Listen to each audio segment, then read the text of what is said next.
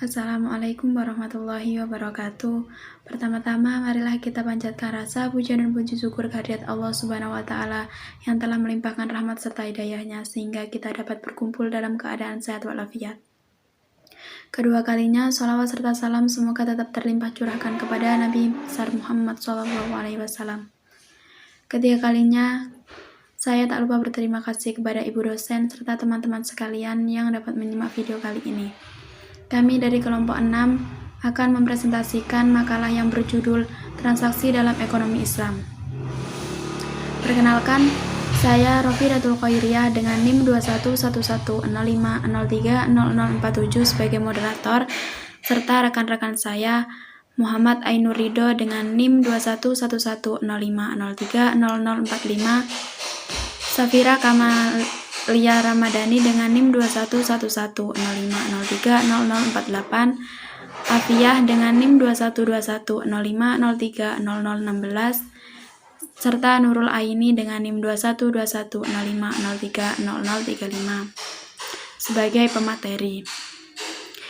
Baik, untuk mempersingkat waktu, saya akan kembalikan kepada pemateri pertama.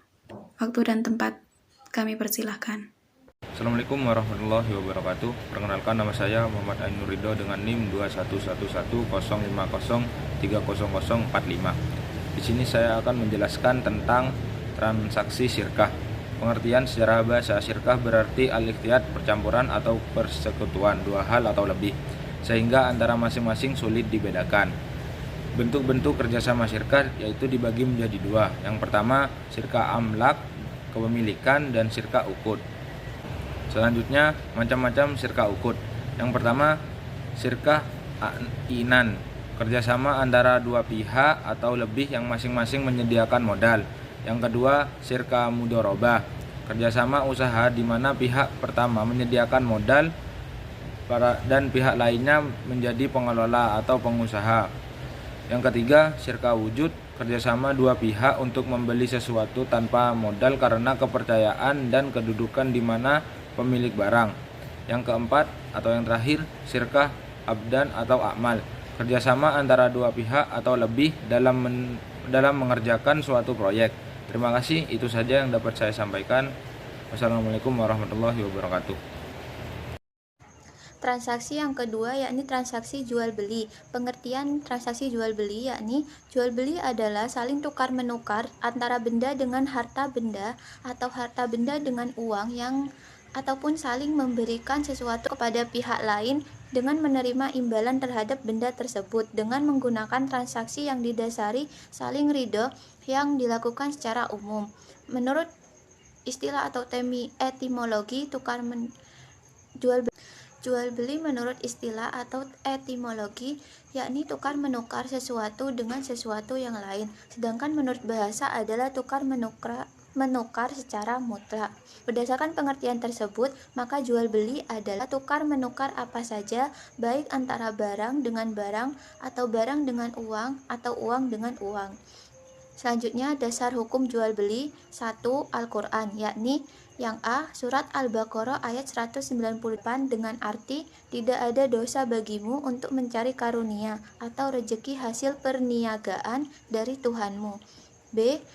Surat Al-Baqarah ayat 275 yang memiliki arti dan Allah menghalalkan jual beli serta mengharamkan riba. Dasar hukum kedua yakni hadis, dan yang ketiga dasar hukum ijma. Selanjutnya, rukun dan syarat jual beli. A. Rukun jual beli 1. Adanya penjual dan pembeli. 2. Adanya barang yang diperjualbelikan. 3. Sikhat atau kalimat ijab qabul. B. Syarat jual beli 1. Balik. 2. Tidak pemboros. 3. Dengan kehendak sendiri atau bukan paksaan. Yang C. Barang yang diperjualbelikan. Untuk barang yang diperjualbelikan, hendaklah barang tersebut bersih, barangnya dapat dimanfaatkan, milik orang yang melakukan akad, antara lain mampu menyerahkan, mengetahui, dan barang yang diakadkan ada di tangan. D. Sihat atau lafaz ijab qabul 1.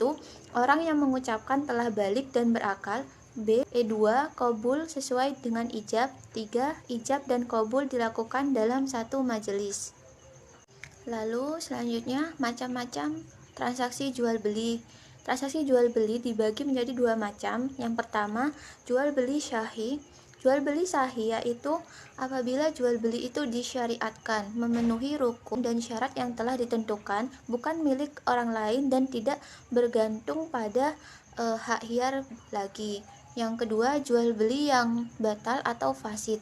Jual beli yang batal adalah apabila salah satu rukun dari jual beli dan syarat jual beli tidak terpenuhi, atau jual beli itu pada dasar dan sifatnya tidak diisyaratkan. Sekian, terima kasih. Assalamualaikum warahmatullahi wabarakatuh. Perkenalkan, nama saya Afiyah dengan NIM 2121050030016.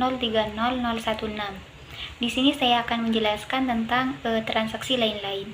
Yang pertama yaitu transaksi muzaroah. Berasal dari kata zaroah yang berarti bertanam atau bertani. Dalam pengertian lain, muzaroah ini yaitu suatu kerjasama antara dua orang atau lebih untuk mengelola suatu lahan. Seandainya lahan tersebut mau ditanami cabai, maka benihnya itu dari petani, dari yang bekerja sama tersebut. Yang kedua yaitu mudorobah. Mudorobah ini yaitu suatu kerjasama antara dua orang atau lebih untuk mengelola suatu lahan. Bedanya mudorobah sama muzaroah yaitu dalam mudorobah, benihnya itu bukan dari petani, melainkan dari yang memiliki tanah. Yang ketiga yaitu musakoh. Musakoh ini berasal dari kata asakoh yang berarti memberi minum atau pengairan.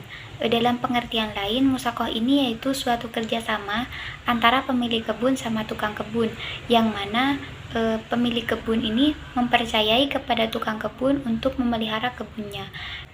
Nah, kemudian hasil dari panen kebun tersebut dibagi sesuai dengan perjanjian pada waktu akad. Mungkin cukup sekian yang bisa saya sampaikan, kurang lebihnya mohon maaf. Wassalamualaikum warahmatullahi wabarakatuh. Assalamualaikum warahmatullahi wabarakatuh. Perkenalkan, nama saya Nurul Aini dengan NIM 21210500335. Yang keempat yaitu asuransi syariah. Adalah asuransi yang menerapkan prinsip syariah dengan usaha tolong-menolong atau ta'awuni dan saling melindungi atau takafuli di antara para peserta melalui pembentukan kumpulan dana atau dana tabarruk yang dikelola sesuai dengan prinsip syariah untuk menghadapi risiko tertentu. Yang kelima, utang piutang. Dalam konsep Islam, utang piutang merupakan akad atau transaksi ekonomi. Dengan demikian, utang piutang dapat dikatakan sebagai ibadah sosial yang dalam pandangan Islam juga mendapatkan porsi tersendiri. Yang keenam yaitu sewa menyewa atau ijarah.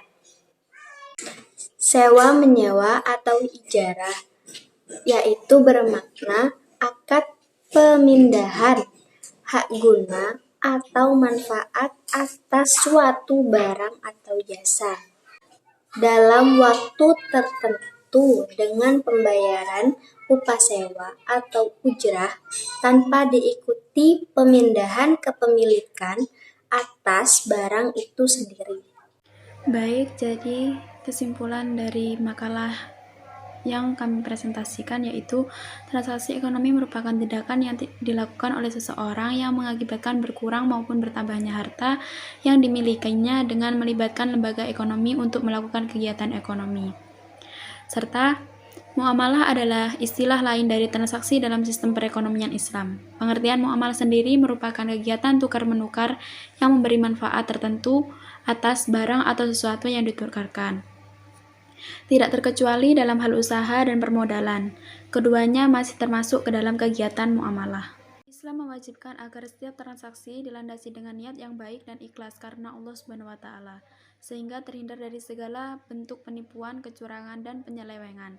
Hadis Nabi SAW menyebutkan, Nabi Muhammad SAW melarang jual beli yang mengandung unsur penipuan. Hadis riwayat Muslim.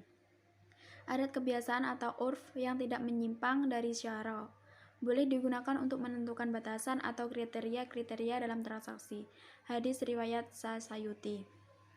Transaksi ekonomi Islam hendaknya diterapkan dalam setiap kegiatan ekonomi, misalnya dalam jual beli, simpan pinjam, dan sewa menyewa.